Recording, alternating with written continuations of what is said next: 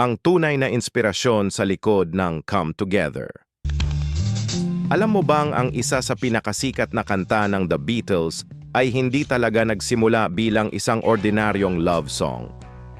Noong 1969, lumapit kay John Lennon ang American psychologist at political activist na si Timothy Leary.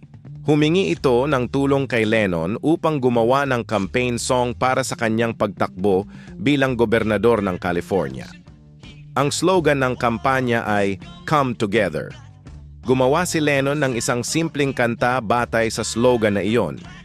Ngunit bago pa man magamit ang awitin sa kampanya, naaresto si Timothy Leary dahil sa kasong may kaugnayan sa marijuana.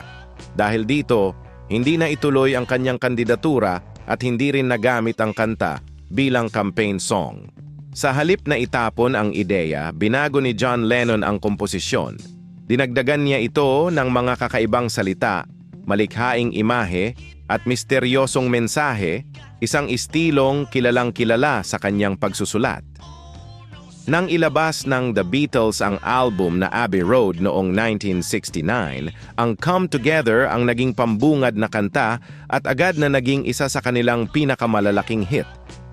Hanggang ngayon, marami pa ring nagtatalo kung ano talaga ang ibig sabihin ng mga lyrics. Ngunit ayon kay John Lennon, marami sa mga ito ay sadyang isinulat upang maging bukas sa iba't ibang interpretasyon at hindi dapat unawain ng literal.